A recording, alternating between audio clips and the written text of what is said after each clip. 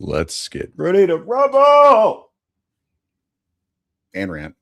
I'm your host, Zakainen. Tonight, I have got a special guest here. You may have heard of him. He is way more famous than me. It is Shane Davis. Whoa! Thanks for having me, Zakainen. Dude, got to get in here with that energy. I know. I'm low energy today. Low energy today. I'm like, of all days to be low energy. Yeah. I picked the day with you to be on here. Well, I appreciate that you bring that low energy for me. Some people rolling out red carpets, others low Perhaps energy. the biggest guest I've ever had. That low energy. Yeah. Probably the biggest guest I've ever had on my show. Dude, it's rainy. It's horrible outside where I'm at. Books came in. I'm out here wheeling books up from the garage in the rain. So, dude, it's one of those days. I see Laser Pants in the chat.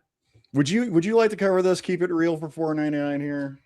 Yeah, man. I don't know. There's like some pipe hitting out here making fun of the way I talk.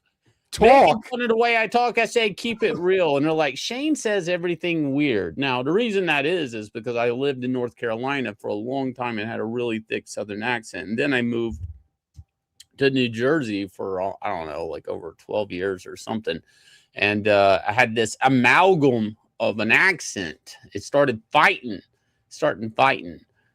me back. And then I moved back to North Carolina. So my accent's like been yo-yoing around for just the better part of my life. Hills and valleys, kind of like a healing factor. There was people in your chat last night with Mr. Malin, who was very angry last night, by the way. Bad mood Malin. But on the side of the bed, Malin. I'll make sure he gets up on the right side of the bed tonight. So for people who don't know you, here's how I found you. I knew nothing about the comic book. So my comic book history, I kind of got out like early 2000s. I just became, what I want to say here, disenfranchised. I don't know. Everything, stories, art for me. There were so many covers. They weren't good covers. Interior art went to absolute shit.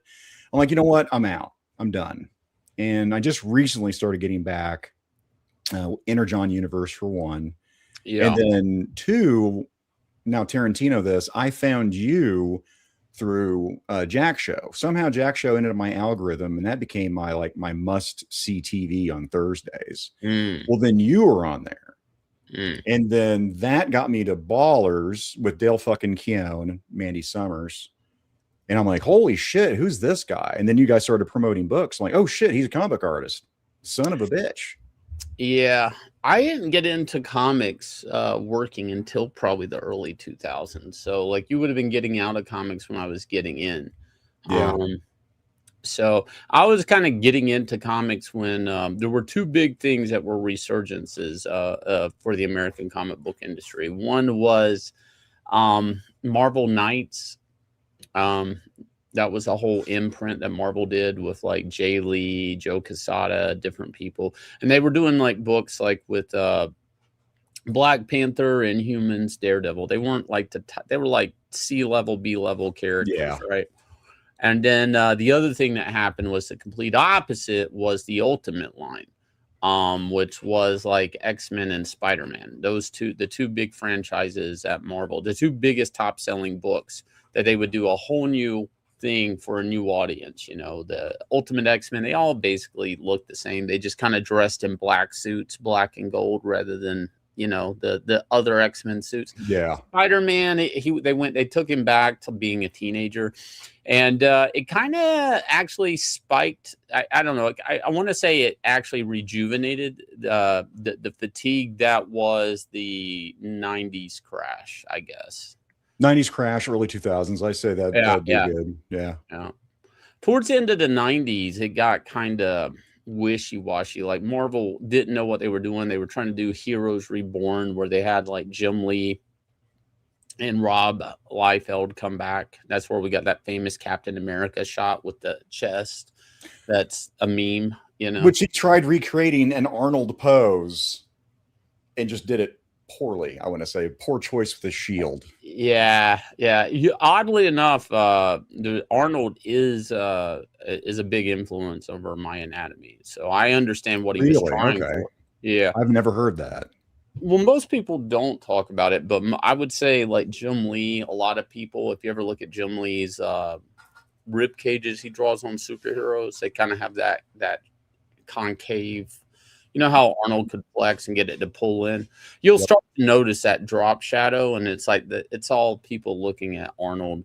There's one magazine in particular, because Arnold did like there's like a phone book of him like doing all these exercises back in the day, I guess you can go buy. But there's and they'd use that for a template.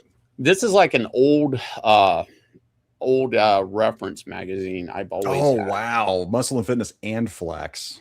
Yeah. So there's a lot of great reference of Arnold, his anatomy and stuff in here that a lot of dudes, I can tell that they all looked at this reference, this one magazine. Yeah. Let me go to another page. Let me see. Here we go. Now, I have had to explain to many women why I got this out at my studio, that I'm not gay, but yeah. Now, I mean, Arnold was at this, like, he's kind of like peak superhero anatomy, I agree. guy. That was the model right there. That was yeah. And this magazine's an old magazine. Like, this is an antique. I don't even know what year. That's gotta be late 80s, right? Yeah, let me look here. Actually kind of curious on that. Yeah, I used to get, all the Muscle and Fitness, all the Flex magazines. Yeah, the photos are late 80s, but this was published in 1994. 94, okay. That magazine, but the photos go back before that. Yeah, this clone Shane Davis says you keep that in your bathroom, if you know what I mean. I don't. What do you mean? For reference, because that's when the pages are not stuck together. That's how you know I'm a heterosexual male. Proof. Proof.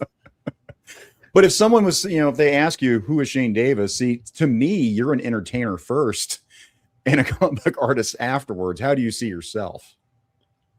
Dude, the whole YouTube thing was new for me, right? The only time I was making people laugh and entertaining them is if I was at a panel.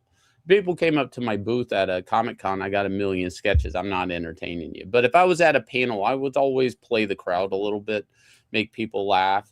I'm surprised I didn't get canceled.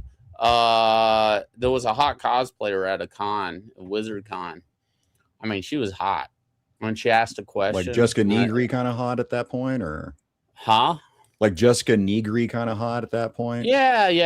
I mean, she had cleavage out. I think she was Power Girl or something. She had like big boobies. And I was on stage and she asked a question and I answered her question, of course. And then I politely rolled my pen off the table and dropped it and asked if she could come pick it up for me. And I'm surprised I did not get canceled for that video is not out there, that everybody laughed that I was sexually exploiting this girl in front of the audience. It was a different time. It was a different time. Yeah, Benny Hill. I mean, that stuff. Oh my God, that's crazy talk. You can't possibly do that. You can't do that now. No, man, that's different. So, and remember when women were in on the joke at those times too, right? Remember that? Yeah. remember. Pepperidge Farm remembers. Yeah, man. Riley Reid. We got to get back to that day, the days of raunchy jokes and edge lording or whatever. I don't know, man. So anyways, the YouTube thing to me is refreshing in a way, but it probably kind of bites me in the ass too. There's probably a lot of people in comics that hate me and they think I'm a bigot and a racist and stuff, so it's whatever. The idea for comic artists though is the companies always want you to be quiet, not really talk about what you're doing until they want you to talk about it so they can sell it. But they really don't want people in comics to have personalities. And that's kind of what sucks, because a lot of guys that are going to come to YouTube to try to crowdfund or to promote their product, they're used to being told to be quiet, be unheard, unless it's a written, typed or interview somewhere, Now, Shane, is that because they wanted, like Marvel DC will use those two ones that can just burn in the fire of hell for all I'm concerned at this point? Is that because they wanted to be Marvel, you want to be DC? They wanted, the artists the brand, to be, okay. Ever since like basically the Image guys, right, left, they never really wanted to promote another artist like that. Marvel basically just up and said, we'll never promote artists like we did those guys. And they stuck to their word. They never did ever again. Not like those guys. Which in social media, now that things have changed, I mean, that's how you sell books. You need somebody to be a showman to sell the book, to sell that product. Yeah, that is true. But at the same time, if you go out there and you, it's also a high risk, high reward for them. If they go out there and really promote like somebody, they used to promote, say, Geoff Johns, and they promote Scott Snyder now a lot. But those guys actually have some sort of bigger position in the company, so they're not going anywhere. But if, say, they want to go out here, say a big artist they have right now is like Dan Mora, right? And they want to go out here and really put Dan Mora up like he's this big thing, the next big thing, and really hype him up, and then all of a sudden they start selling books. Well, there's two problems with that. One, he works for everybody. Like, I think he's even working on some of that Energon stuff, right? Yeah. He's pretty fast. So one, you'd have to lock him down under a contract, and then the contracts only last about 2 years. So if you're really pumping up this artist to be the biggest thing ever for 2 years, well, what's he going to do? His contract comes up. He's going to want either more money, or he's just going to go out there and crowdfund or make his own thing now, like Image Comics or whatever. And that happened to them with a bunch of writers. Matt Fraction was one of those writers, walked off Inhumans because Marvel was really pushing Inhumans to be the new X-Men because Fox had X-Men. And Matt Fraction was supposed to work on it with Joe Madureira, and he walked off that book and then went to do Sex Criminals. And actually, one of the covers was a picture of him and Chip Zdarsky, and it said, formerly writer of Marvel's Inhumans on the cover. And that was the thing, is like the problem with marketing creators, and it really bites them in the ass, is they can go off and do their own thing. So that's where I kind of go to the thing where I think the big two, I think Marvel and DC are dead. That's what I think. I think independents are the way to push comics in the future. Where's your mind at with that? Yeah, I mean, it doesn't have to be that way. It's just that it's the foundation of work for hire that's going to fuck Marvel and DC in the long run. The fact that a creator can go work their whole life, like George Perez, right? Never really owns anything. Yeah, DC cuts him some big checks whenever they use like Deathstroke or Cyborg or something like that. But the guy never really owned anything unless he did a creator-owned book. And if you look at the manga thing, I mean, look, those guys kind of get screwed over too. But there is a type of attitude that you are the creator, and once you're done with that manga, the manga's done. Yeah. Now they get kind of screwed over in a lot of the merchandising and movie and animation stuff, but they can make a killing at the same time if their mangas sell. See, so the dynamic, there is an incentive for a creator to put their best ideas out there and not feel like they're going to get stolen, because they'll make a lot of money in the manga. And it's a really weird, I feel like over time, you can't look past that. The work for hire agreement is kind of what's fucking the system up. I agree. That contractor work. Yeah. Yeah. And I'm okay with contractor work. I'm not against it exactly. But if that's the 90% of the comic industry, right, it's going to fail over time, especially when you're trying to exploit comics to be toys, cartoons, and movies. There's just no way that people are going to be that naive to keep walking into that. Like when a lot of the guys were doing these work for hire agreements, everybody, kind of points to, like, the Siegel, Schusters, Ditko, Kirby, whoever. Yeah. I mean, the stuff rarely, never stayed in print outside of the monthly comic. So there was that, but there was no toys, there was no cartoons, there was no movies. All the merch. These things were fantasy. You know, they had no idea. And I got in a fight one time with Rich Johnson, and one of his comments was, well, why didn't these guys, you know better? And it's like, what did you think? Like, if they went to a lawyer and said, I need to own this character because this and this, and the lawyer's going to say, well, this comic goes out of production. There's really only money on the next comic. And it's like, there's not even a lot of money there for what you're asking for. And two, if the guy goes, well, there'll be a movie one day, or there'll be toys or video, like, they'd lock you up. You sound crazy. Like, there's no way, you know, like Captain America is going to be a live action, or Spider-Man, right? You're sitting here trying to convince people there's going to be Steve Ditko saying there's going to be a Spider-Man movie one day. They're going to laugh him out of the office. No lawyer's going to take him serious, you know? Oh, especially during that time period. I mean, again, Batman '89 comes out, and that was blowing me away. I'm like, there's no way this is going to happen. I think one of the first things that was a Marvel product, like actual product outside of the comic, was, and I might be wrong, I think it was a door poster of Spider-Man head to toe. And I think that was the first licensed type product. And it was like, that was the, I mean, you got to think, there really wasn't much. It wasn't like T-shirts were very common back then, you know. It's like, it was just, and none of these books were staying in print past like its shelf life, you know, its first release. So everybody just got the work for hire stuff, in a way, made a lot of sense back then. I mean, it wasn't as criminal as it is probably today, now that every book stays in print. They can make toys. I mean, Marvel Legends constantly needs to put out a new line or new wave of figures. So they're constantly doing new costumes just so they have a new action figure, you know, using the same molds and do it that way. I mean, here, let's, you know what? That's good. I don't want to cut you off, but I think that's a good segue to talk about toys. Oh, yeah. I'm a big toy guy. Let's do this. We're going to do housekeeping real quick. We got Code Man for $1 super sticker, sunglasses. Hell yeah. I'm wearing my douchebags on. Thank you, Cody. I appreciate you, brother. And then we got Laser Pants. He says Laser Pants is sexually attracted to PTP. That's how I read that. Yeah. Huh. Interesting.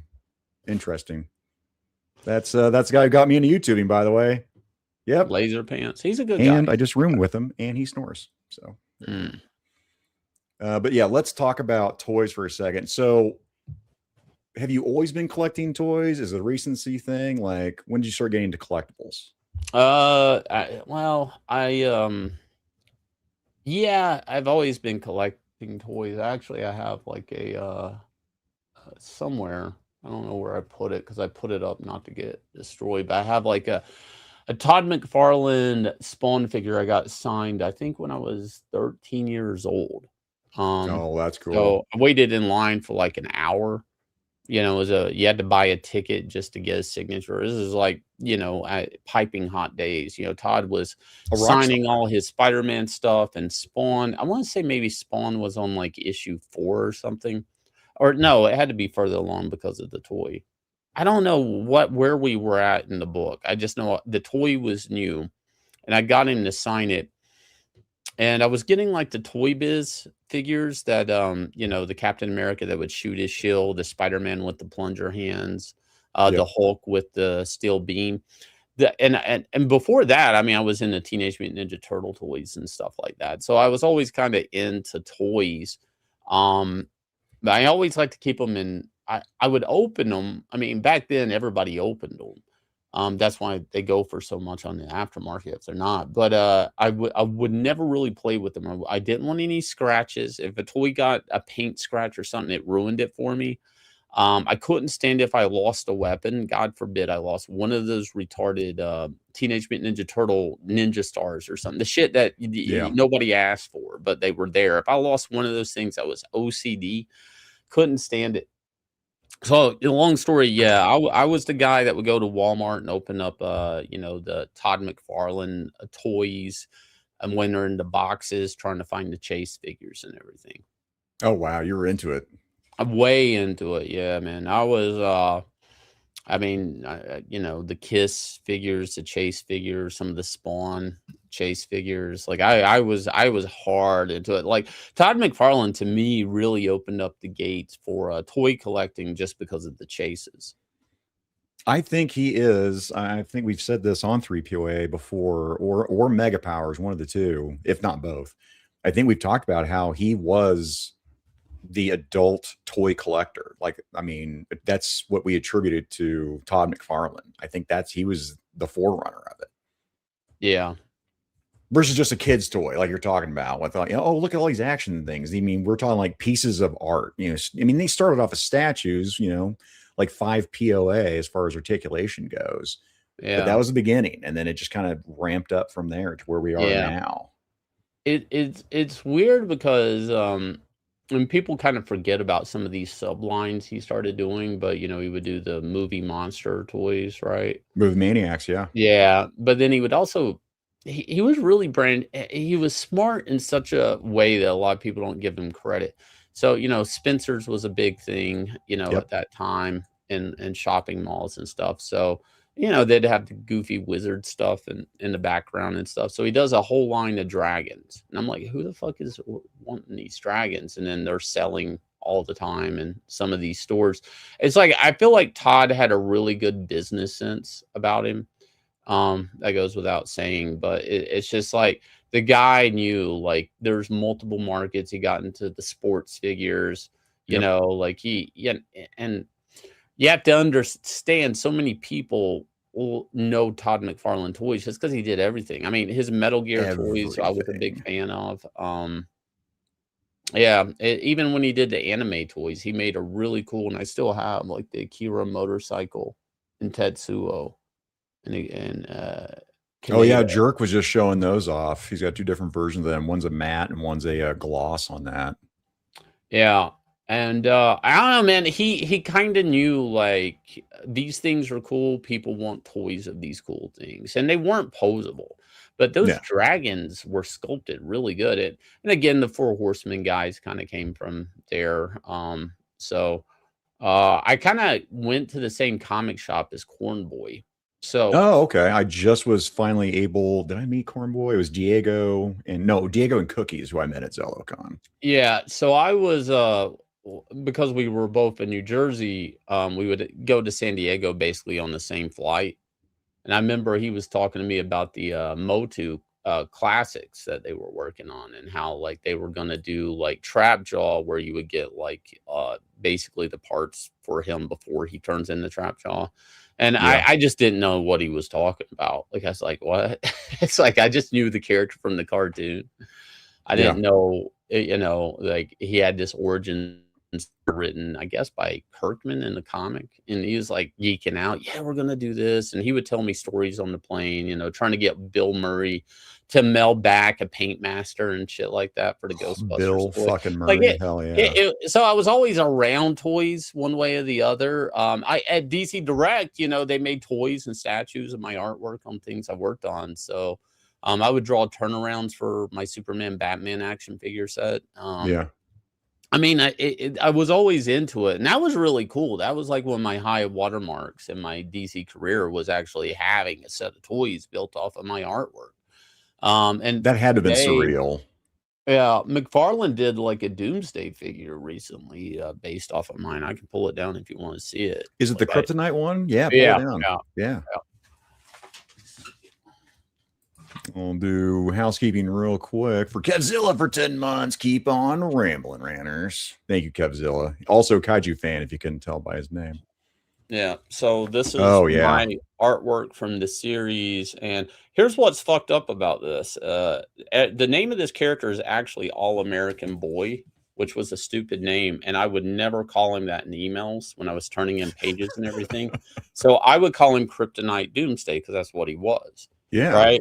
And then the toy comes out, and guess what? They call him Kryptonite Doomsday, which is what I would call him. Nobody else called him that, just me in emails. Not even in the book do they ever refer to him as Kryptonite Doomsday. Oh, no shit. Yeah. And it's like, how, like, what the elf? I'm like, what the actual elf? about that. Like, that doesn't even make sense. So it's funny too, because I gave him this design. I don't know if he'll pick up on camera, but he has like a Superman. It's kind of like a radioactive tattoo on his head that looks like a Superman diamond with the 3 radioactive marks. But they did a good job with this. I was pretty impressed with it. Yeah, McFarlane's megafigs are real damn good. And yeah, that Doomsday, I'm like, yes, that's exactly what I wanted for Doomsday. Yeah. But yeah, no, I've only done some minifigures that people have to paint and stuff for my stuff. We haven't never I almost was going to go forward with a nice painted like McFarlane type PVC, right? But when then the tariff stuff hit, and I'm like, I don't, maybe I'll revisit this later on, doing like a nice 232 like type of, because I really do like what he's doing with the comic statues. I know they're not posable or anything, but I actually think they're really nice. And the statues is one of those things I never got into the statue portion of it, but I've got statues here and there, like on Todd McFarlane stuff, especially recently. I'm like, I'll wait if it goes clearance, I'll pick it up. And by the way, that Doomsday definitely was giving me a 232 vibes. Yeah, a lot of people, when I designed that Doomsday, I had to kind of redesign him and stuff. And when I was working on Inglorious Rex, I did kind of look back at stuff, and I was like, I really all the characters I designed, because I designed a bunch of Red Lanterns and stuff, and I pretty much I was like, I liked what I did with this character. Let me work off of that, and it came out well. I mean, I'm happy with the design of 232, Razor, all of them. I mean, but some of them actually pull a lot of reference from other things, like Razor, the female Rex, that's a big antagonist protagonist in the series. She's actually kind of based off of Gigan from Godzilla. So, because she kind of has the beak, her jaw opens a little bit different. Yeah, that's one anatomic pilots, right? Yeah, yeah. So, I mean, but I also like, I look at a lot of like, oddly enough, like G.I. Joe had some monsters, toys that they did later in the line. I look at those, but I also look at like any of those 80s type of muscle man monster type humanoid type things. It's like Hulk bad guys and stuff. Like, I look at that whenever I'm coming up with Rexes. Like, I really go back to the 80s, but then try to draw it in my style and make it, because those characters had really cool colors and pop, like, and I try to get that energy in the book, what I mean? Well, you also, I mean, do you train Muay Thai? I did ever since like 2010, yeah, Muay Thai. So worked in kickboxing quite a bit into it. The concept's really weird in the sense it's such an amalgam of things that I kind of push together, but it all kind of gels. So roughly I liked mecha type stuff like Evangelion or Macross or something like that. Yeah. And one of the things is like, it to me with Gundam and stuff and Macross, it's like, yeah, these things were cool, but like if they actually had to punch another robot, they're probably busting their fist up or their arm gets broken, they can't heal. Like, it seems like they're just not cost efficient. I remember even watching Pat Labor and stuff like that as a kid. And then I was like, well, genetics makes sense. Like, what if you could just grow a giant kaiju and control it, then it can actually grow and become stronger and evolution. Evolutions. But and then that sent me down this whole rabbit hole, which was basically Inglorious Rex. Yeah, I like how you brought the MMA, the mixed monster arts, right? I like that, bringing that. A lot of things lined up perfectly for Inglorious Rex. It's and in a weird way, because I have this futuristic city, but it's an apocalyptic Earth, and they live up under a dome, and they breed and fight these things to be protectors of the city. It's like a lot of things like kind of just worked out in the series, and it's pretty it's pretty vast, like what we're doing, because we have the spin-off series Anatomic, which we're getting to ship out and stuff. But it's like I don't think I'm ever. I know I'm going to create other comics, or I believe I will, but I don't know if I'll ever. Like I may even write and draw better on these other comics, but I don't think anything's ever gonna like be as big as Inglorious Rex, like in concept. Like it actually is like I have tons of notes. Like it's crazy. Yeah. Like I have answers. Well, why is Arc City even built? It has nothing to do with the vial. It was built for a completely different reason, and it just happened to work for what they needed to. But it's like I don't know if I'm gonna get all this information in the book. It's just crazy the notes I have on this series. It's world building. You went from you had the world, but you went and you focused on this one part of the world. Yeah, and it was something Jeff Johns said recently, and I really admired what he said. But he is like, and it because it's such a thing right now. A lot of people are really caught up in the idea of world building, right? They really, and you can't. It's a time drain. Like you can get into the weeds and world building. You can make a different type of foods, languages, all the minutia, everything, right? But if you go in there and you do all that, you do yourself a disfavor. That's as complicated as that stuff is, it actually needs to become secondary. And people don't understand that because, like, if you don't have a protagonist, if you don't have a character that is going to hopefully go through a character arc, or that the reader can relate to in some way, or learn to like or engage with, then it doesn't matter what your world building is, because you have to bring people into it. I often hook think of like Neo in the Matrix, right? Yes. They give you just enough information that you as a viewer, you feel like you're going into this crazy world in the first movie, because not that he's kind of blank, just enough to relate to him. They hates his job and whatever, and then they just open up the can of what the Matrix is, and you as a viewer, you feel like you're in that world because of Neo. Like if they just said, hey, here's this complicated story, but they don't give you an anchor or a vessel for you to go into that complicated world, then it doesn't matter. I don't think, I mean, that's one example, but there's other examples. Like I still feel like you need a character journey. I feel like you need to like the character. And Yes. Some people just get hung up on all the world building stuff that there's no story. It's just the world they build.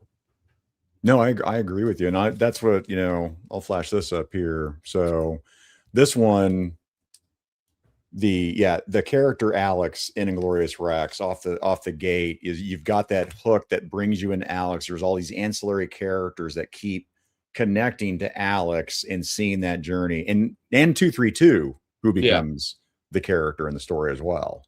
Yeah. But 232 in a lot of ways, he's more of the mystery that the readers are finding out more and more about as we go through the series. And it's by design. I have all of 4 written. I'm finishing up the last batch of pages on 3 right now with the second chance. And I mean, I know where I'm going. It's just I don't know if I'm going to continue after 4. And the reason why is it's the first big story is told, it's done. I'm opening it up where there can be more. This book though has been the hardest thing I've ever worked on my entire career. And not because I'm doing more. It's just that complicated, And I'm a big fan of Otomo, and I've always, whether I liked Akira or not as a story, I've always looked at it. I said, that is one hell of a body of work this guy did, and I can't look at it and go, this guy he didn't put everything he had into this. And I want Inglorious Rex to be that for me when I'm done. Like magnum opus. I mean, I may go do better written things or maybe even better drawn things, but as far as like crazy ideas, and people haven't gotten to it yet, but I look at it and I'm like, I don't think I can ever do this again.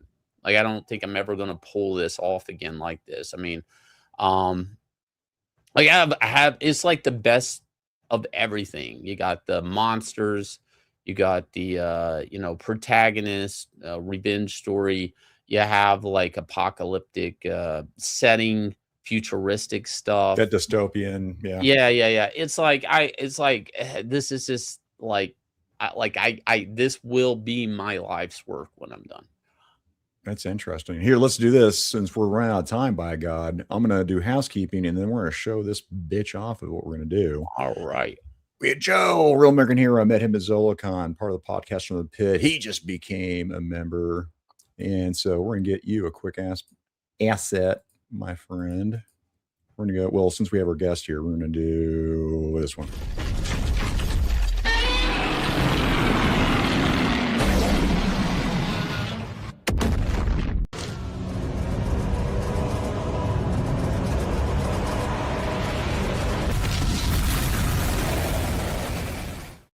Yeah, I like that it says "get fucked in kaiju." That's funny. Thank you. So I am going to bring up this one right here, and actually let me maximize it here, and we'll play it.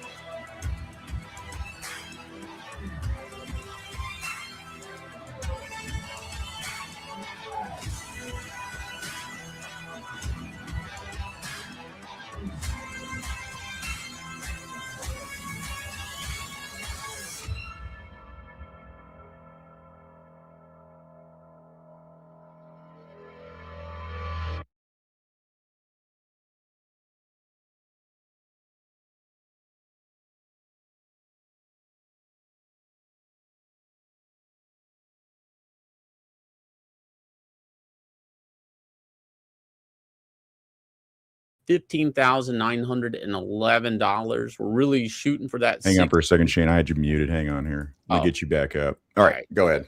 Yep. So you can back us at 9 Lives Comics. This is our own crowdfunding site. So you can also, if you're new to Inglorious Reds, go to shop and you can get a 2-pack of 1 and 2 if you want to decide if you're into it. We are going to do another 30 days after this 6 days. And then we're hopefully buttoning it up, the files and stuff. And, pages are done and we're off to print. So you're basically going to have 36 days that you can go back this. If you want to, you can also back it at Indiegogo. So there's 2 places you can back it. 9 Lives Comics, obviously, most of our backers pick it, and the money goes directly to us. And our site is pretty good. A lot of people have been enjoying it. But if you're new to Inglorious Rex and you're okay with just waiting on it, we do have this collected edition here of 1 and 2.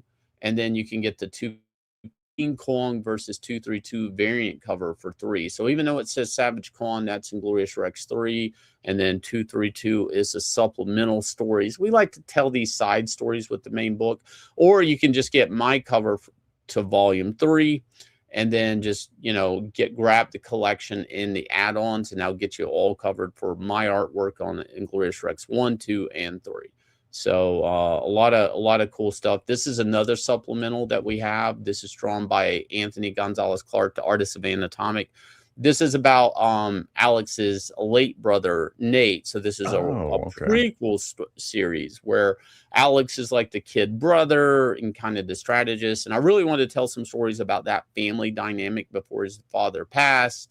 And they're really fun books. They're really fun books because the whole vibe of the series or the book is different, because it's the family in a happier time, and you kind of see the dynamic and what it kind of also lets you know what was taken from the dad and Alex when his brother passed. But a lot of this is about 232 becoming the king, getting the crown, becoming, his rise through the ranks, if you will, of being the dominant Rex. And of course, you can get a Mange Davis t-shirt. That's awesome, by the way. Did you just reveal that today? Yeah. We have those. So definitely go there and check one of those out if you're one of those guys. We know you guys like to eat. So we picked black so we wouldn't have food stains on our shirts, guys. I know, I feel you. With Mange, it would make sense to do it all white. Just saying. Just saying. No. We don't need people to see our mustard stains of shame. Yeah. We don't need the marinara, the mustard stains. We don't need that. So with it, I'll say this: why Indiegogo and your website? Why not just go solely your website? Is there a strategy behind that? Well, I've been migrating my backers over. I didn't want to make people choose. And oddly enough, we are now building a website, and we're doing the trademark, and we got the domain name, and we're talking to lawyers and stuff now for our paperwork. But we're actually going to build a platform that other people can use. And I'm probably going to stop using Indiegogo around then. Basically, at first, I think maybe 1/4 of our backers went to our site and 3/4 was on Indiegogo. And as I did Extend and I did Anatomic and Inglorious Rex 2 Second Chance, basically by the time I did Anatomic, only 1/4 of my backers were on Indiegogo. People preferred my site over Indiegogo and just migrated over. I never really wanted to force customers to go anywhere. I feel like if you try to strong arm customers, instead, just over time, people just started to transition on their own because they liked the site. My site worked better than Indiegogo. I agree. Having purchased, I like going to your site versus Indiegogo. Yeah. So this new thing that we're going to do, which we haven't told people the name and everything yet, probably the best name for a crowdfunding site ever. We're going to hopefully in a couple of months, we'll be at a stage of launching it. But it will actually be an online store at the same time. So say like if I'm out here and I'm like, I don't know, let's say if I'm John Malin and I'm out here and I got like graveyard shift number 7 I'm getting ready to do. Yeah. And I'm like, hey guys, you can either buy this big pack, you're a new customer, or you can go to my shop and you can buy volume 1 and it'll ship out to you. And if you like it, then you buy in on the bigger series. And that's kind of the way we're building it. Ideally, everybody would have an online shop that they would be able to sell back issues. Because a newbie comes by a campaign and they're 3 books in. It's like it's a $70 purchase and I don't even know if I like it. So we kind of want to build it that way. And that way also creators have something to sell in between campaigns, and hopefully they're farming new readers during that time. But that's a big project we're working on right now. So we're investing our own capital into this.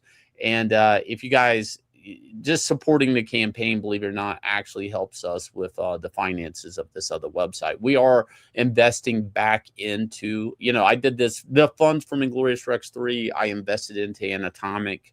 Yep. I try to reinvest and we've been doing crowdfunding so well, and so many people liked our website. People are like, why can we host on 9 Lives? And our site was never built that way. So we're building a site because we've had so many have that people. Infrastructure. The back end of it is the issue. We never built it where anybody would be able to just drag an image and upload. Like it was never, so because we knew how to build it. So we just never, Now that so many people have asked, can you host this on 9 Lives and stuff? It's just like, maybe we should invest money and build a platform, especially since Indiegogo has kind of changed so much and a lot of people don't like it. So, but that is our next big project right now on top of this project. So any type of support, it does help, because building this type of site costs money. It's not cheap. and the maintenancing it and stuff. I mean, we can kind of handle that, but the actual engine of the site and everything, it's going to be kind of advanced, which is good. But we want to keep it simple for the customer. We don't want you confused and looking over here and looking there. We want you this, and this, and check out. There you go. Yep. So, because you can get lost in the weeds. It is real easy on that. And then the Indiegogo tip bullshit. You're like, wait, yeah. what's my thing doing? Why do I have this total? Yeah, that was a really bad thing for customers. We're not doing anything like that at all, obviously. But I mean, I don't want to talk too much. We had some really great ideas I haven't announced yet with this site and everything. It's a really big, ambitious thing, but I've just been doing the crowdfunding so long, and so many people liked our site, and so many creators have asked to be on our site. It's like, well, why don't we just try building our own platform for people? Now, the first probably 6 months to a year, we're probably going to have to test it with a small number of people to really understand what type of resources we need to run the site as far as servers and stuff go. So it won't just go open publicly. So there'll be like a beta testing year where you'll see, I don't know, like probably like a lot of Comicsgate Kings on it. Sure. And then from there, we hope to open it up publicly to everybody, including anybody that wants to crowdfund something that's not even a comic book. Like, we're not going to treat this site like it's exclusive to comics. So ideally, I mean, maybe a lot of these people that are on Indiegogo with tech stuff and other things maybe want to use our site, and then they're welcome. Yeah, I'm gonna wrap things up because I got to Mega Powers. Guys, I know there were a few questions I did not get to because we had 45 minutes. Yep. And we could have a whole week's worth of shows. yeah. Talking about toys and comics, man, that can go on forever. You start mixing those two things together. I know, right? And it's just this natural progression. So we talked about like this much about toys. So next time, maybe we'll talk more toys. But I just like going wherever the conversation goes. Oh yeah, man. Yeah, definitely. So thanks for having me on. Thank you. Sure. Yep. And you guys have a good night. Yeah, description is below. Go check him out. Go get Inglorious Rex. Go check that out. There's 6 days left in that campaign, I do believe. And then we're doing another 30. So there's a little bit of time. But, okay. It really helps to back early on these things. Hell yeah. All right. Shane, thank you very much. Chat. See you in a few minutes. Yep. Peace.